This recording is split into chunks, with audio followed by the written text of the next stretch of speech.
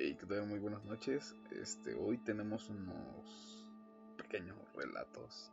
Uno que nos mandó Genaro y otros dos que ya tenía preguardados, pero no los podía compartir.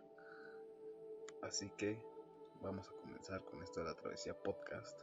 Ya saben, pueden mandar sus historias a Instagram como @la Travesía Podcast o por Facebook como la Travesía Podcast, cualquiera de las dos, y estarán apareciendo en YouTube.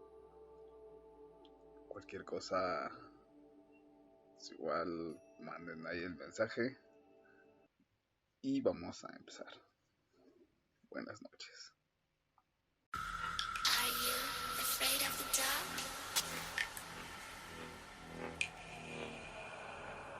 Are you scared? I can see you from behind. You can hear me in your mind. Run so fast as you can go. Time will catch you before you know.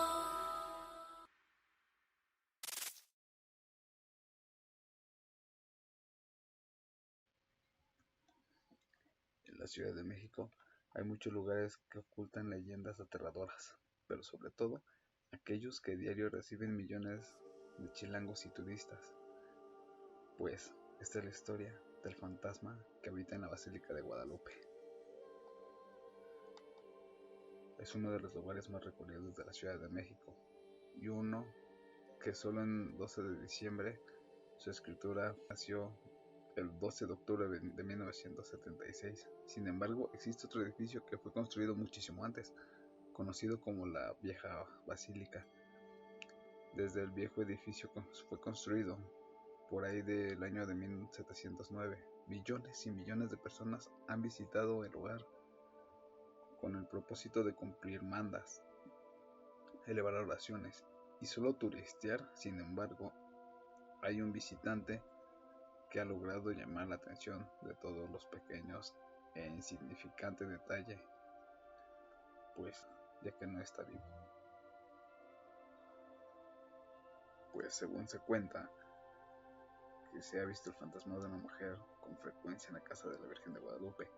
Antes que alguien pueda verla en el recinto, según se escucha un ligero tintineo de campanas cuyo origen nadie ha podido descifrar. Que también se dice que entre las manos lleva 2 veladoras. Son mágicas, que no se pueden ni apagar ni con la lluvia ni con un fuerte viento, que llega a presentarse en la Ciudad de México. Se pasea por inmediaciones de la basílica, vista tanto antiguo edificio como por el nuevo, que se dirige con decisión a alguno de los dos altares. Entonces se pone a rezar con fervor.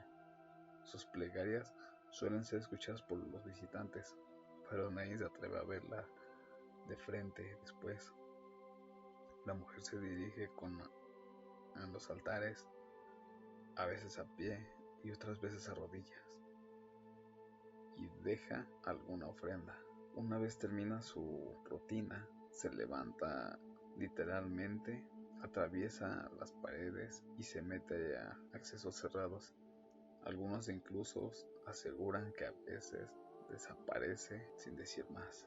Hasta ahora nadie conoce la historia de la mujer, ni el motivo que por qué hace eso en la basílica. Muchos creen que está cumpliendo una manda eterna, o porque tiene muchos pendientes por arreglar en este mundo antes de poder ir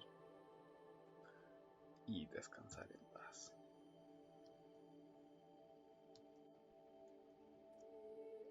Por Genaro Vargas. Era un gato viejo y negro que tenía algunos años viviendo en el cementerio. Conocía todas las tumbas y con un gran orgullo que podía decir que sabía dónde podía dormirse ese gato. Varias siestas en muchas de ellas.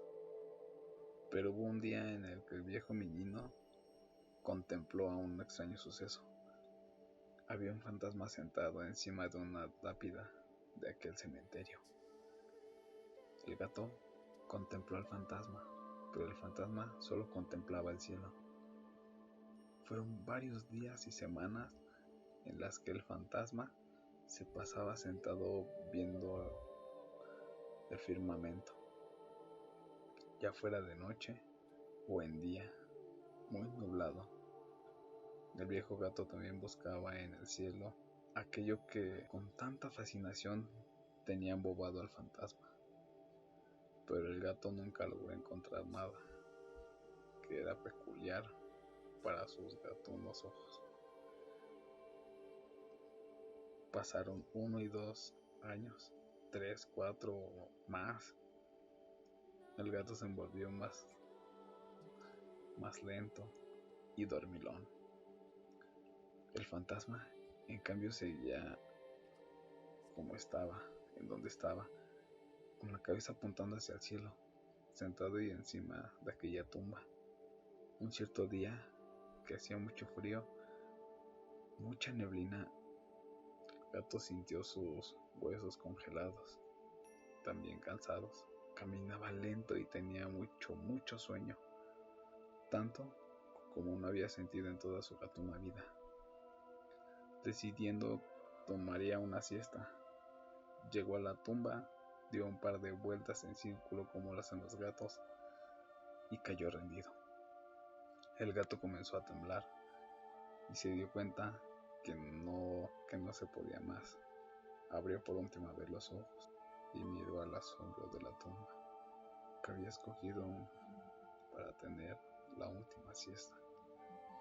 Era para aquella fantasma que no seguía viendo el cielo. Ahora lo veía a él. El fantasma entonces extendió una de sus manos, lo acarició al gato y el gato dejó de temblar. Ya no tuvo frío. Ese día nublado se escuchó algo que en aquel cementerio, y si hubiera hablado con alguien más aparte de los muertos, lo hubiera escuchado con facilidad. Te espero durante mucho tiempo, desesperado y dormilón menino.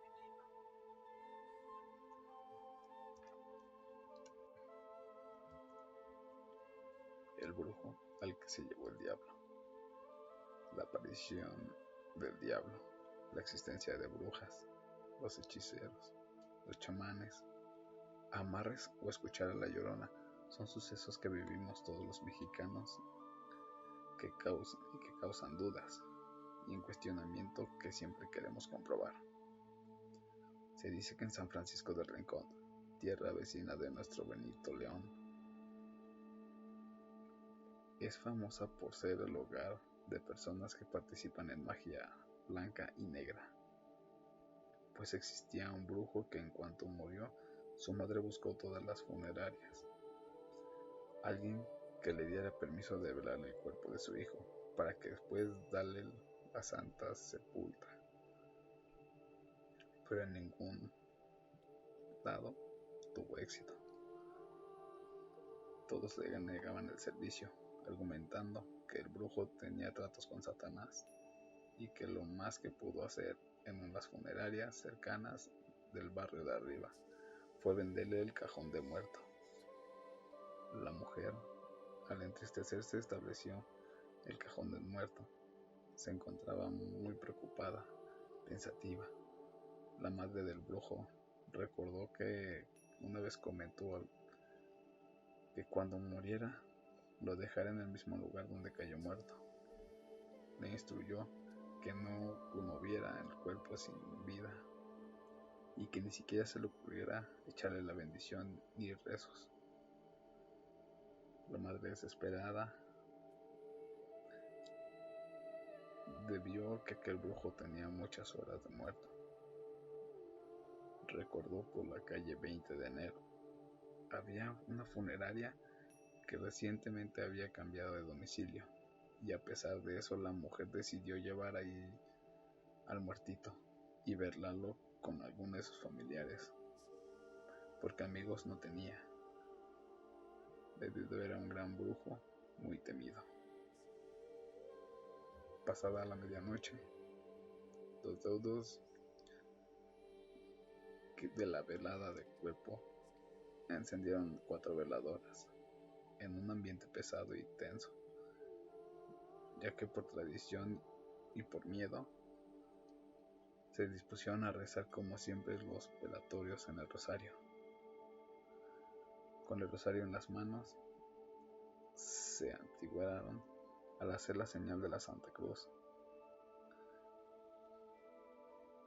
Estrepitoso golpe sucedió al abandonar la funeraria. Un hoyo en el techo se desprendió en fuego, y que solo ocasionó que el ataúd del brujo y el cuerpo yacía en la caja comenzó a quemarse y derrotarse como si hubiera quemado vivo, o como si lo estuvieran incinerando. La gente despavorecida huyó del local y la madre, enloquecida, se dio cuenta que en el alma de su hijo estaba vendida al diablo. Al día siguiente, todo el ambiente se colocó que era un macabroso. Nadie hablaba de lo sucedido, pero todos conocían la historia del brujo que se lo llevó el diablo.